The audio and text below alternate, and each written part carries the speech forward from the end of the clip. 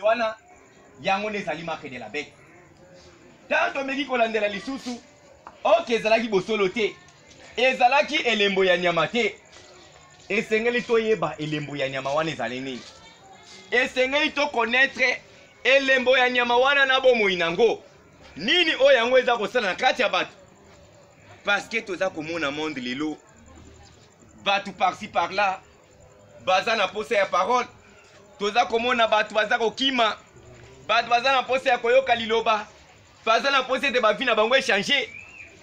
Mais en réalité esika oyo baza kokende baza kotrouve bosolo wana te, baza kotrouve bomoi wana te. Bato bamati mbango na bangomba par-ci par-là, bamangengenge na bacampus, mais en réalité baza kotrouve kaka nzambe kaka te. Yango nde aujourd'hui tokolobela sire leso de l'antichrist, elembo wana oyo ya nyama, elembo wana oyo ezali ya malamu te, oyo ezali elembo ya Satan. Parce que tant que elembo ya nzambe ezali molimo mosantu, tant que so ya nzambe ezali esprit na ye, et leso de l'antichrist esengeli pe ezala molimo na ya diable. Parce que les deux esprits eza na kati ya bato lelo, eza koagir, eza komanifeste vi nango, eza kolakisa lolenge oyo yango ezali. Esengeli tolandela yango de près toyeba elembo wana ya nyama wana. Parce que les sons de l'antichrist ezali so moko, ezali koapparaître, eza komonana ndeti kokokana na molimo mosantu. Mais en réalité ezali molimo mosantu te, en réalité eza yango te. Parce que esprit wana eza esprit moko dangereux, eza esprit moko elingaka jamais esprit ya Christ, elingaka jamais liloba na nzambe. Un antichrist ayaka liloba nyonso te, un antichrist ayaka liloba ndambo, un antichrist atikala jamais komemela bato vérité na mobimba nyonso tu.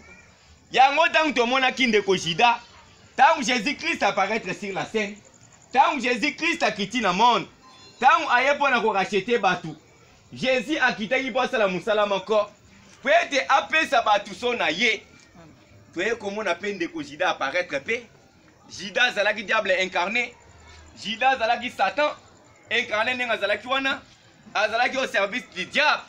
Mosala na ezalaki ya kolivre Jésus, azalaki na mission mosusu te. Jésus azalaki na mission na ye. Mission ya Jésus ezalaki po ete aramene peuple na ye, a réconcilier bato na nzambe kuna na calvaire. Mais de l'autre côté Juda azalaki na mission ya kolivre ye. Esengelaki auta quelque part, Juda azalaki nesika moko oyo autaki. Juda autaki na perdition. Même ata soko tali na ebandeli kuna na buku ya Genèse, les deux esprits ezalaki wana typifié. Jésus na Juda bazalaki représenté na Eden. Abel ye azalaki type ya Jésus. Et Caïn azalaki kotalisa Juda. Yango ntango misala na ezalaki malamu te, asejetaki likolo ya ndeko na ye, azwi abomi ye, abomi Abel. Parce que misala ya Abel ezalaki komonana, parce que misala ya Abel ezalaki malamu, parce que misala ya Abel Nzambe asepelaki nango, Nzambe mpe asepelaki na lolenge oyo Kriste, na lolenge oyo mwana na ye, lolenge oyo mwana na ye ezalaki kotambola, misala oyo mwana na ye ezalaki kosala, Nzambe asepelaki nango. Mais Juda ye vraiment azalaki na ye contenté, azalaki kosala semblant comme si ezalaki elongo na bango. Mais molimo na ye ezalaki aye, molimo na ye ezalaki kotinda ye asala makambo ya papa na ye Satan. Comment ça fait-il muto aza na so ya Nzambe akende komene vie ezali contraire na liloba oyo? Ça ne peut pas se faire. Soit oza na molimo oyo ezali ya antichrist wana, parce que esprit antichrist les a manifeste. Pour moi antichrist est monanaka. Ah oui, c'est ça. Même si mon doigt a crié, même si mon doigt a combat chaque jour, même si mon doigt a église, elle est kolobate que non, au chrétien. Chrétien est sengela qui au sengeli ole kanambotama. esengeli obotama soko obotami te ozali chrétien te. Ça c'est vrai. Juda esengelaki recevoir so ya nzambe. Mm. Mais ntango okomaki na mosanda, ntango ekomaki ete Juda a recevoir molimo mosantu, ndeko Juda alakisaki bacouleur na ye. Amen. Alakisaki oyo azalaki réellement. Ndeko Juda alakisaki ke azalaki semence ya mabe. Yango nde ayaki mpona kolivre Jésus-Christ, mpona kolivre na calvaire, mpona kolivre na croix. Juda azwaki alivraki ye. Malgré cela, kuna na calvaire, tant Jésus-Christ amataki na ikulusu, ezalaki na deux brigands.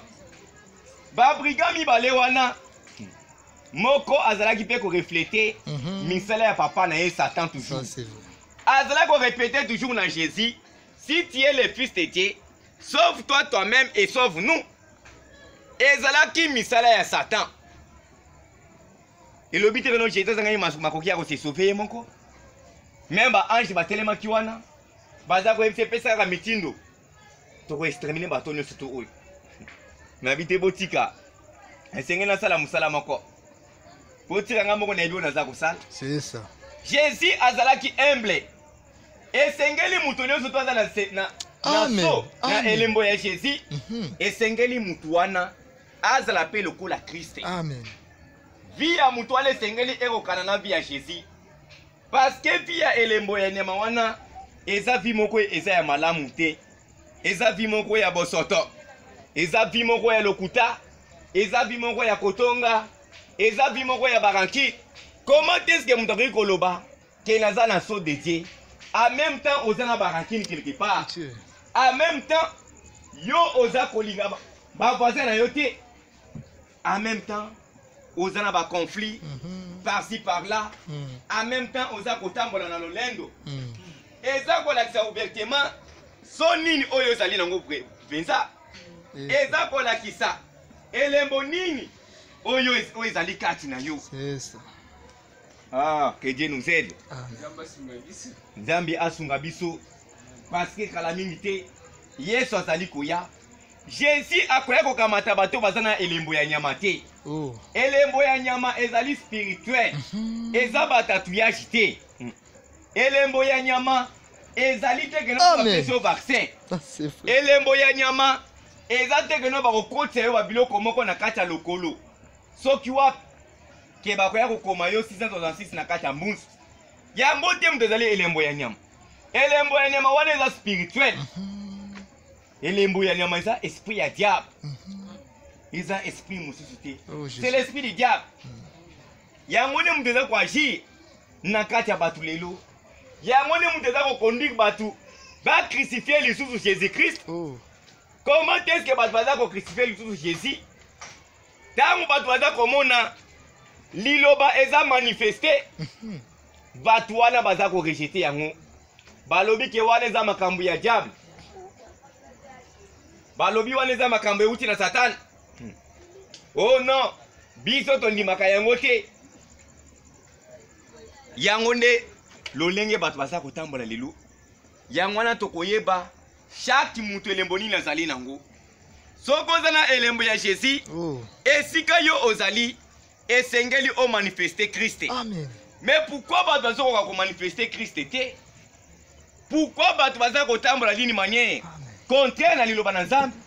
Et pourtant baza koloba ke bazali ba Kristo. Et pourtant bato baza koloba ke non bakendaka losambo.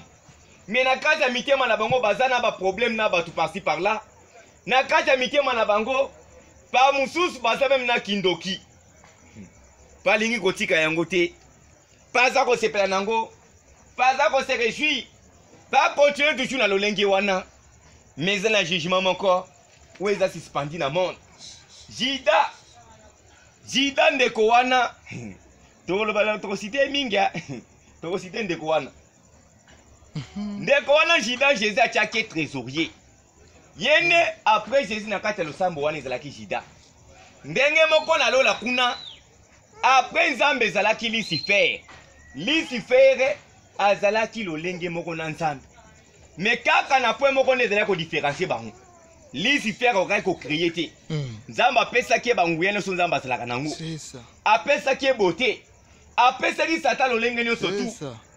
Apesaki même na pole. Ndeko Lucifer.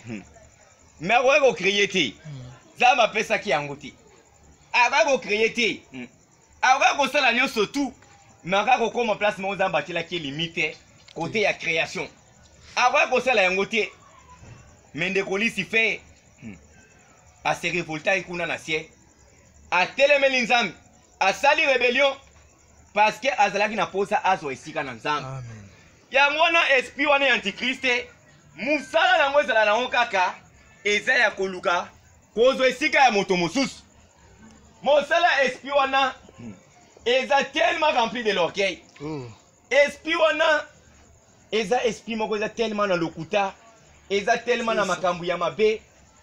Yango ne sengeli toyeba ozana elembo nini ezali kati na yo tangu yozo kokocho kofinga bat tangu yozo kokocho kotonga bat ozana elembo nini kati na yo totikala jamais komona Jésus na ko manifester elembo wana totikala jamais komona Yesu même na kati ya bana na ye ba manifester bilembo wana tomona ki na Pentecôte tangu molimo na Nzambe kitaki tangu so de Dieu ekitaki elembo ya Nzambe tango kitaki na Pentecôte tango yango ezongi na kati ya mokili parce que il faut que Nzambe tango a retiré mutu na ye wazalaki mwana na ye atindaki na mokili il faut que Nzambe a retiré ye Satan a pe a retiré ki pe mutu na ye Juda Jésus amemaki moyibi wana frère na biso mususu wana o aseripantaki wana amemaki na ciel Juda pe amemaki pe mutu na ye mususu wana wazala kofinga Jésus wana na kati ya perdition.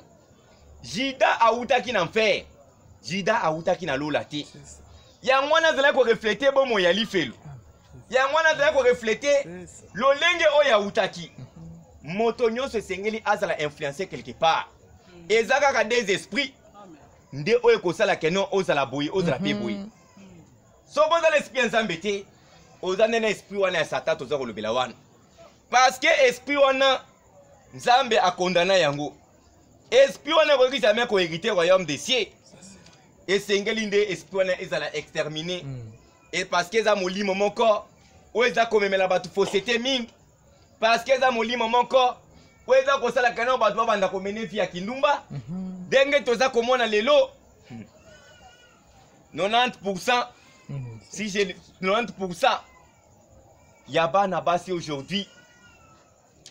La plupart bazal sous bien agité parce que bazal détruit bami pesi nabo moywana ozali ya malamu ti nyos to leza kotali sakeno tango esili kosila esengeli to milengela esengeli to recevoir le baptême du Saint-Esprit. Amen. Amen. Yango ndezali elembo oyo Nzambe alakaki biso pete biso to bunga te.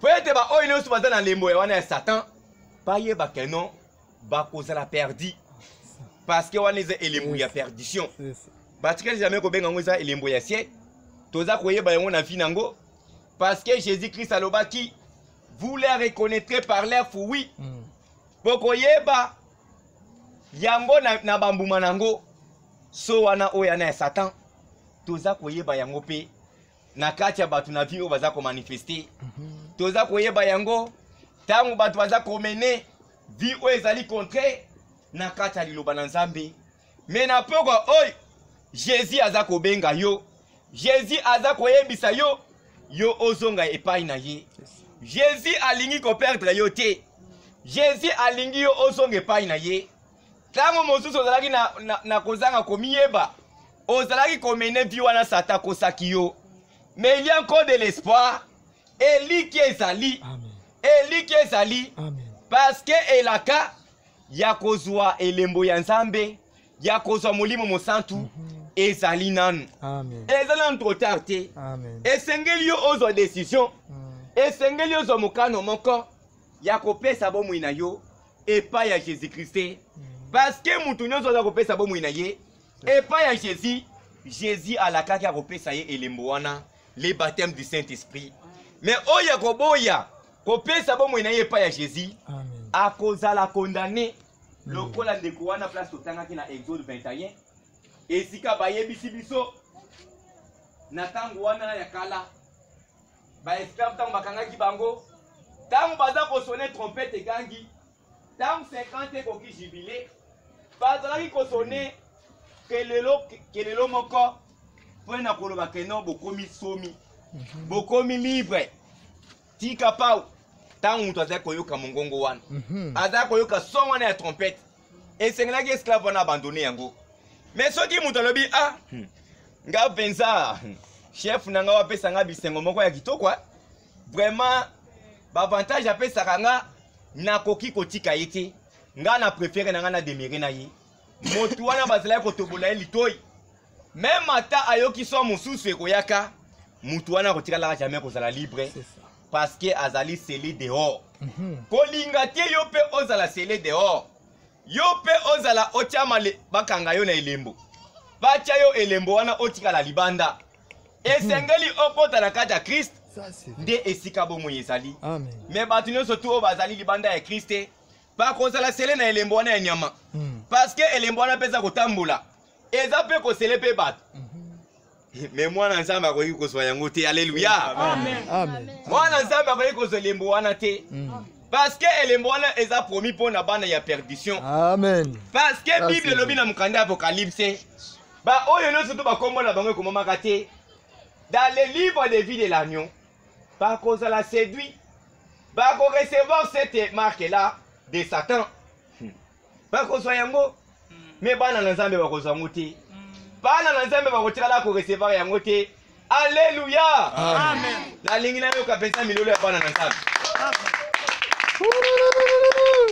parce que nzambe na biso aza miséricordieux bana ya Satan base repentaka te mais mwana na nzambe ya koma na repentance yango nde bomonaki moyibi mosusu wana azala kofinga Jésus na place ase repentir yakomaki kotonga lisusu Jésus pourquoi azalaki kotonga Jésus parce que azalaki moto azalaki kokufa Jésus asalaki moyibi wana nini mpo banda kofinga Jésus Jésus asalaki nini Jésus asalaki eloko te mais comme moyibi wana azali na semence ya Satan moyibi wana akomaki koinjurie semence wana eza semence moko rebelle eza semence moko ezalaka jamais obéissant na parole ntango semence wana ekutanaki na parole ole eobéir na parole endima liloba semence wana yango erejetaka kaka semence wana yango edimaka te nzambe asunga biso semence wana etikalaka jamais kondima yango erejetaka toujours yango elingaka toujours kolanda bilei nango le monde esengeli na biso tosala keba parce que ngonga eza mpenza mabe makasi kala mingi te ozali koya esengeli otala vi nini oyo ezali komanifeste vi nini oyo eza komene parce que bomoi oyo eza kobika yango nde eza kolakisa lo esika oyo kokende parce que ntango eza kobika bomoi moko oyo ezali bomoi ya mokili eza kolakisa nani azali maître na yo parce que soko ozali Jésus moto azalaki maître na yo yo okomene vie ya Jésus Christ okosala mosala oyo Jésus Christ asalaki mais pourquoi bato bazokaka komene bomoi oyo ya malamu te pourquoi bato baza kodemere na bavi oyo ezali contraire na liloba na nzambe ntango yo okoki kokota na kati ya lingomba moko ya ebongiseli esika oyo molimo na nzambe ezali te yeba ke nyonso prédicateur wana aza na esprit ya nzambe te aza na molimo wana ya elembo ya nyama wana comme yo mpo ozokende komitika epa na ye ye moko mpe akopesa yo elembo wana ya nyama parce que ye aza na eloko mosusu te akoki kopesa yo yango nde okomona dans une église paster mosala nde kokweyaka na basi kokweya paster atelemi mwa moke batali ye kuna bazuki abitabe babwakeli aza deja na se pourquoi parce que paster wana azali na molimo mosantu te eza elembo mosusu ya mabe eza kati na ye oui boyebome comment sabetili maza kobikisa bato me aza koloba alange elobi te keno oza na elembo na nzambe kobina na molimo elobi te keno yo ozali rempli du saint esprit yango nde te ezali ndanga oyo elobi keno ya solo yo ozali na molimo mosantu Jésus alobaki bokoyeba bango na ba fruit na bango. Ça c'est vrai. Bokoyeba bango fruit ni bato na baza ko manifester. Parce que dans bato oyo ba parla à langue. Zoka nde basalaki na ba makango quelque part. Oh Jésus. O même ba botek même bana. Mais azala ko parler à langue aza ko pesa ba prophétie. Oh pitié. Yango nde muto ezali ndanga te. Lelo bato mingi ba mipesi na ba parler à langue. Bato baza ko loba munoko ya sika. Bato baza ko loba parler à langue. Bato baza ko mipesa na kati ya ba parler à langue par-ci par-là. Mais tant oza ko tala vie oza ko manifester, aza ko manifester via Lucifer. Aza ko manifester via Christ te. Ah frère yo linga va parler à langue te. Naza pour les parler à langue. Nandi makape na ba parler à langue. Nandi makape d'ancien esprit. Nandi makape cause à la stimuler des joies. Mais la chose essentielle est quelle vie vous manifestez. Vous avez manifesté pour moïni. Pour moïni oyo zali ko manifester. Est-ce que na kati place yo vani ba voisin na yo? Ba koyo komona Christ kati na yo. Esengela ki ozala nengo zali wana salé na Christ. Esengela ki vie na yo ezala rempli de Jésus. A tel point que vie na yo elingaki attirer ba pécheur mususu. Bazala lokola yo. A tel point que vie na yo elingaki attirer batu mususu zinga na yo. Motoke koleka pembeni na yo te sans que ayeba information ya Jésus. C'est ça. Mais yo soki moto aleki pembeni na yo. Information ni opesaka na mutu wana. Oza kopesa ye mutu wana ba information ya enfer. Oza kopesa ye masolo ya enfer. Yango nde yo komi kopesa na bato. Jésus alingi opesa ba information wana te. Jésus alingi wana kopesa ba information na ye. Jésus alingi yo ozongela ye. Parce que azali riche ya miséricorde. Bana na Nzambe bakozonga toujours epai na Nzambe. Nzambe abetaka bana na ye oyo alingaka. Aza kobeta bango mpona koboma bango te.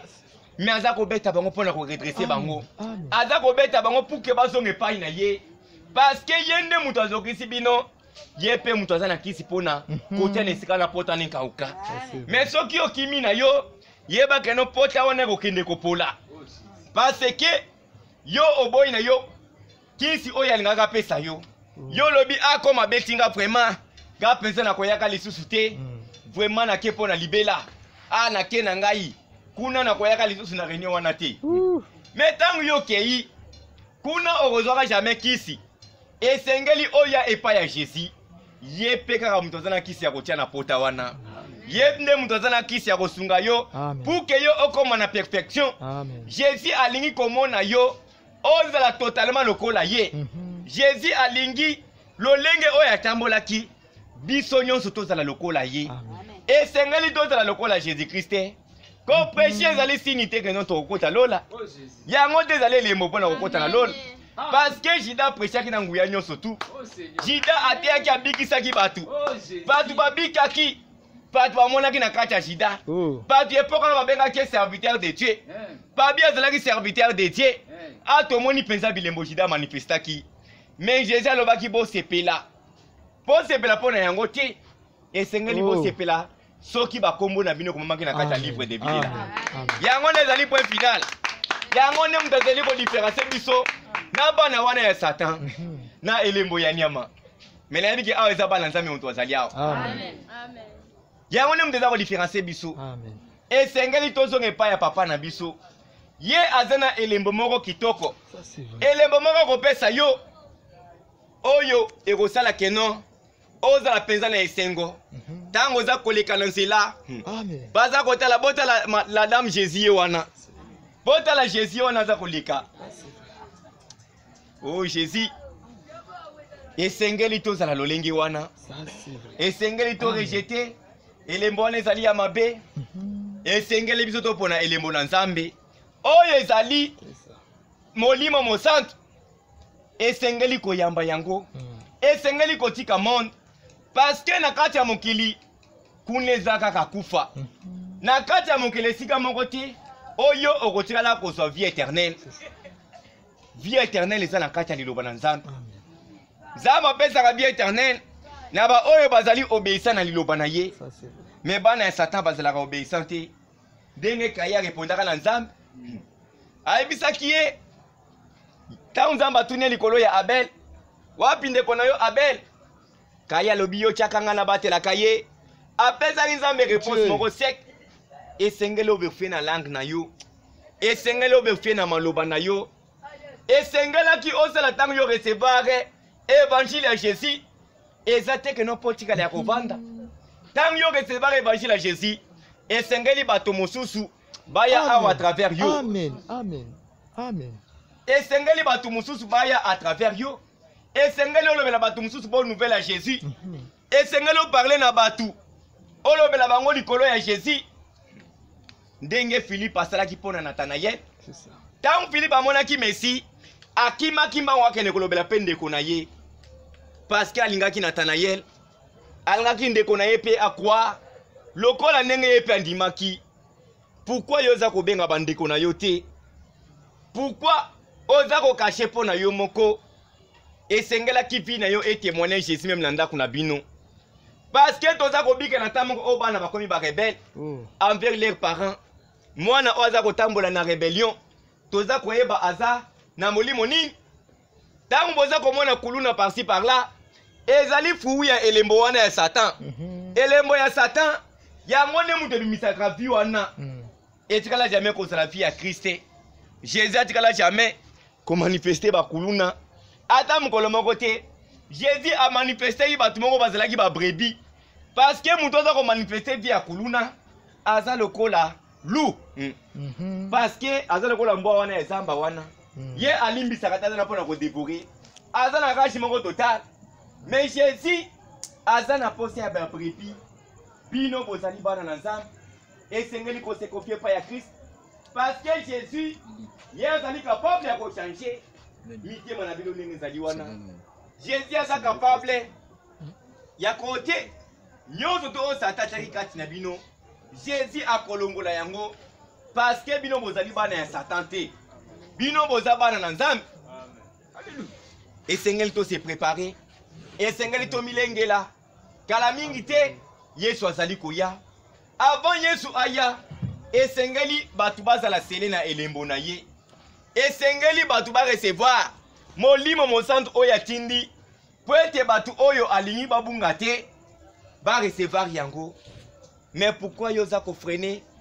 Pourquoi yoza ko demeurer pendant que ngongesili kosila?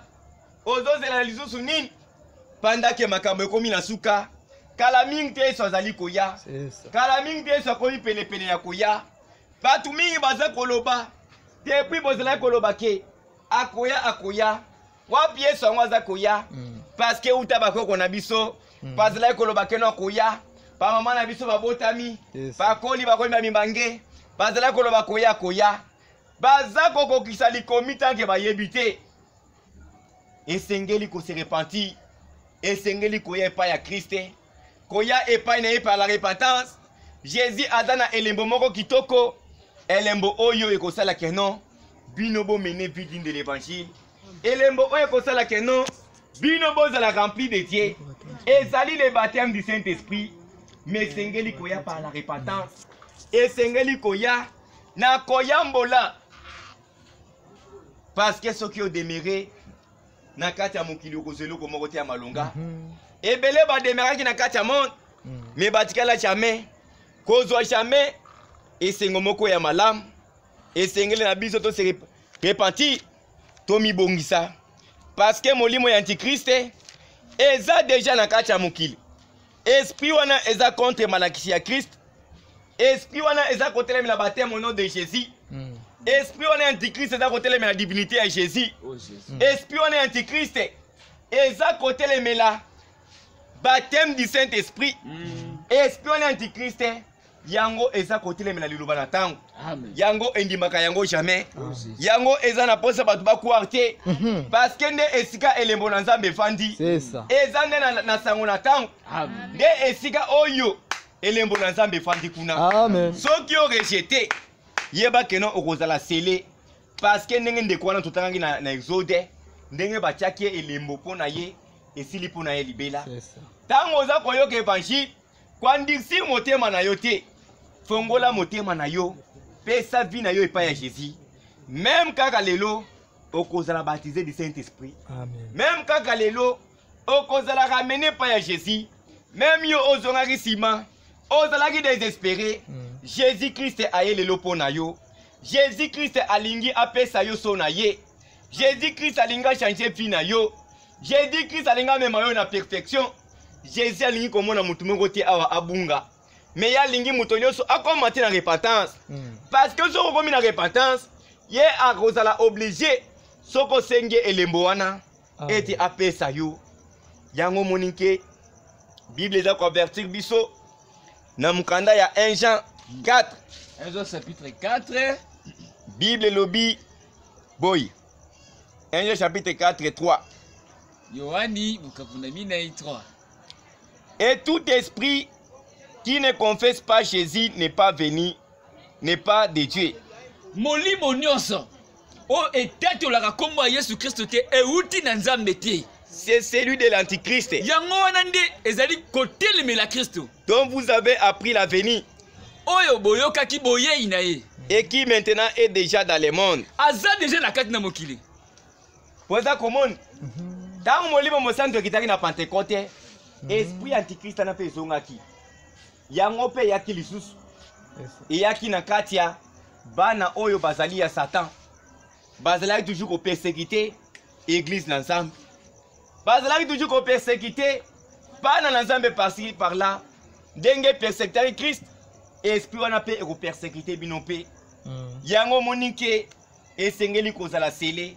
Esengeli bozala rempli na molimo mosantu na kati ba amna bino.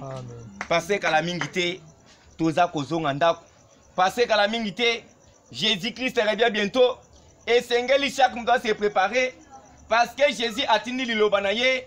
Prête eya ko préparer batu. Batu ba recevoir elembo ya Nzambe. Batu ba recevoir molimo mosantu et non pas ba recevoir so wana ya Satan. So ya Satan na bazoka ndenge nini? Tangu liloba na Nzambe za prêcher. Yo o rejeter na yo kondima liloba na Nzambe. Yo oboyi yango parce que liloba yango ne mtekangolaka. Parce que Jésus alobaki la vérité vous affranchira. Tangu yo o rejeter parole. Parole yango de vérité. Et yebisio que non oza libre. Yo o rejeter na yo. O préférer na yo kotika na kati ya monde. Yeba que non Satan akoya kotobolo lito ya molimo. Okoyoka kali susi liloba na Nzambe te. Même ata bate yo ndenge nini. Okobongolaka motema te. Okozala di ndenge tuza komona ngo lelo na kati ya mokili batu mingi baza kosepela na monde batu mingi baza kosepela na elembo wana ya nyama parce que pi wana elembo wana eza kopesa bango baza kose réjouir nango mais ezali bomoi moko ya malamu te eza bomoi moko ya perdition esengeli na biso nyonso ndenge tozali awa tozonga epai ya Kriste. Parce que Jésus a merveillé. Parce que Jésus a ligné mutu moko tazala perdu. Amen. Mais ba o bazo za la perdu c'est parce que baza ko boya les baptêmes du Saint-Esprit. Ba lingi bazo yango selon ba organisation. Ba lingi bazo yango selon modèle. Oyo basali wana. Ba oyo bazali na elembo enema wana baza ko pesa bango. Keno soko simbe la mbande osi molimo mosantu. Keno soki bapesi yo mwa ndambo ya lipa nde ozwi molimo mosantu baza kopesa bato malakisi wana eza koboma na kati ya malakisi wana bomoi ya seko ezali te malakisi wana eza koya na elembo ya nyama yango nde eza kokota na kati ya bato yango bozomona bato basala kati ya confusion bato baza troublé par-ci par-là même si olakisi ye vérité yango oyo aza kose détourner parce que basi batobola ki déjà litoi Zambe ya kumisama. Amen. Jésus a tellement kitoko. A tellement merveilleux. Jésus a amour. Et c'est ngela qui donne amour les uns pour les autres. Parce que les sons de Dieu eza kopesa polingo na kati ya bato. Parce que les sons de Dieu eza kolongola nyonso tu ya monde na kati ya muntu. Les sons de Dieu ekotinda yo olinga Jésus. Les sons de Dieu ekotinda yo olinga prochain na yo. Amen. Parce que so wana eza so moko véritable. So moko o eza kosala ke non yo o vivre éternellement. so oyo eza kosala ke non yo ozonga epai ya Jésus Christ parce que Jésus aza amour. Jésus atindi so wana ya molimo mosantu mpo na yo. Jésus atindi elembo ya molimo mosantu mpo na moko na biso awa. Amen. Parce que azali bolingo. Alingaki bana na ye mingi. Alingaki bango. Yango nde atindeli bango elembo wana. Esengeli bondima yango. Ko rejete yango te. Ngonga esili kosila. Kala mingi te. Jugement ezali koya. Eza mpona kobangisa bino te. Mais tango esili. Tango eza lisusu te. Yesu aza koya kala mingi te. Oyo nyonso apesaki mpi na ye epai ya Jésus Christ te. Soki eza na ngonga oyo fo sala yango. Sala yango nde sikoyo. Korepousse mpo na lobi te. Parce que lobi eza mpo na yo te. Parce que eloko moko te eza kolobaka na yo kokoma na journée ya lobi. Esengeli ozwa décision kaka sikoyo. Parce que bato bayokaki liloba. Bazwaki décision. Kaka na ngonga wana. Zwa décision. Jésus Christ akozala kati na yo. Zwa décision. Oko recevoir elembo na Nzambe. Kobanga bandoki te. Kobanga ba magicien te. Po ete ezata na ndoki moko te. Oyo eza capable ya ko faire face na Nzambe oyo ndimeli. Azali kutu te. Yo ondimeli Nzambe oyo ya véritable. Kombo na ye ezali Jésus Christ. Kombo na ye ezali Jésus. Parce que Jésus azali kolo ya elembo ya nyama wana. Parce que Jésus azali plus puissant que so wana ya diable. Yango monike non. Jésus akufaki na calvaire. Po na yo. Eza po ozo elembo ya nyama te. Akufaki po ete yo o recevoir. Amen. Elembo na ye moko. Elembo ya Jésus. Ezali molimo mosantu. Esengeli na yo o recevoir yango. Mais sengeli o recevoir yango. Oyo eza kosenga yo. Esengeli na yo o kabwana. Olungwa na kran ya Satan. Olungwa na kati ya monde. Olungwa na kati ya ba système. Na kati ya bisaleli wana esali ya mabi wana. Na kati ya bomo wana ya kotongaka batu. Na kati ya vi wana weza kosala ke non yo oyinanga kaka batu. Na kati ya vi wana weza kosala ke non ozala mutu ya lolendo. Yo ozala na lolenge moko boye wezali contraire na liloba na Nzambe. Yango moni ke non Nzambe alobeli biso na pokwa oyo. Nzambe alingi yo mingi. Nzambe alingi komona yo ozala perdi te. Mais alingi yo okomati na perfection. Parce que kala mingi te Yesu azali koya. Mais ba nyonso bazana elembo wana ya nyama bao ba rejeter évangile. Ba ye ba keno Satan ko sele bango. Soki eza na décision et yo osengeli ozaka sikoyo. Eza ya kopesa fino yo pa ya Jésus Christ. Même ata sikoyo oza capable de recevoir Saint-Esprit. Ndenge corne ezwaki yango. Soki kaka se repentir, oko recevoir molimo mosantu. Oko recevoir yango. Esengeli okite na kati ya bibongiseli. Esengeli na yo tango za rempli de Dieu. Okende ko témoigner Jésus. Esika nyonso tu oyo zali. Okende ko témoigner Jésus. Kaka na maloba te. Mais vie na yo et témoigner ye. Nde ekosala keno batu bandima. Soki kaka oza ko témoigner Jésus na maloba. Et que vie na yo eza mabe. Batu bakondima te. Bakomona yo ozali korbo. Bakomona yo oza mutu ya elembo wana. Esengeli na yo ozala totalement na elembo ya Jésus likolo na yo. Esengeli na yo ozala totalement na elembo ya Jésus. Parce que toza kobika bata moko ozali ya mabe makasi koleka. Bata moko oyo batu baza kotambola na kati ya rébellion. Bata oyo bana basi baza suna elateli ya malamu te. Bata oyo bana basi bazali totalement sous l'emprise de Satan. Pona komema batu na kati ya enfer. Lelo Satan za ko utiliser bana basi à travers elateli na bango. Baza komema batu na kati ya enfer. Parce que bazali na elembo moko ya mabe likolo na bango. Yango ne baza eza kosala ke non. Pas même batu na kati ya bomo yuana. Esengela kibino pour se réjouir na kati ya parole de Dieu. Esengela kibino pour se réjouir na kati ya Jésus. Mais boni bokomi ko se réjouir na kati ya monde. Jésus Christ ezali pensé moko boyete. Jésus yende Nzambe. C'est la personne de Dieu. Jésus yende liloba. Esengeli na chaque mutu awa à fléchir devant Jésus. Kotala te oyo zali. Mais sengelo se milieu devant Jésus. Esengeli na yo o accepter. Liloba oyo Jésus Christ a memé lio. Parce que tant ezali mauvais makasi. Parce que ngonge ezali mabe. Soki o demeure na condition oyo zali wana lelo. Na condition wana ya vie ya mabe. Sache-le bien que Satan akoya na so na ye. Azabe kotambola na elembo na ye. Ndenge Bible lobi esprit antichrist eza déjà na kati ya mokili. Bible lobaki tatouage te. Bible lobi l'esprit de l'antichrist eza déjà na kati ya mokili eza ko agir. Bokoyeba esprit wana na ba vie eza ko manifester. Esprit wana ba vie nango ezalaka manifeste. Esprit wana etindaka batu na ba vie eza contraire na oya liloba na Nzambe. Esprit wana etindaka batu toujours basala ba vie ekobo. Bakende kokota na kati ya ba hotel. Bakende kokota na bisika ozeli ya malamu te. Mais Jésus ye aza bolingo. Bana mingi aujourd'hui ngana ebi bana mingi bazala komona bango. Tamba parana bango bazala kokolisa bango. Oza komona azalaki benza malamu. Azalaki benza bien. Aza kotambo bi benza cet enfant est bien éduqué. Maintenant mwana mati niveau mwana wana bebi mobimba. Azali susu te ndenga azalaki wana.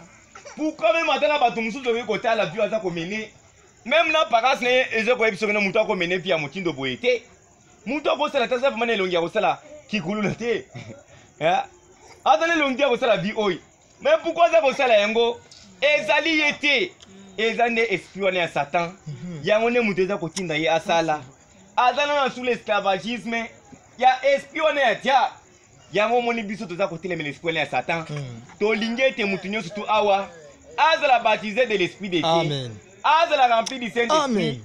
Jésus-Christ akosala ya minene mpona yo kobangela kote komimona moke te kose sous-estime te kotala teke no anga mpoma na kozalaka na nga sauve te yaka lolenge ozali epai ya Jésus. Jésus ne moto akochange yo. Jésus ne moto akosala keno yo okoma lokola ye me na makasi na yo moko okokoka te me tikela nyonso epai ya Jésus. Kobombela Jésus eloko te yebisa Jésus. Jésus tala vi na ngai yango. Jésus tala lolenge natambolaki mitike epai na ye yango naza kosina suki awa Nzambe apambola bino mingi parce que Nzambe na biso Jésus-Christ aza tellement merveilleux. Jésus aza amour. Même si oza malade Jésus-Christ akobikisa yo. Même si oza na maladie mo quelconque bima que Jésus a guérir yo. Parce que sengeli yo omona Jésus. Parce que sengeli omona ye akobikisa kaka corps na yo te mais akobikisa pe âme na yo. Akobikisa âme na yo lelo awa parce que ya kiti déjà awa. Parce que présence na ye eza déjà au milieu de nous. Tant Jésus-Christ akitaka eza pona kosala quelque chose. Pona ba obaza kozelele ya sala quelque chose. Que le Seigneur vous bénisse.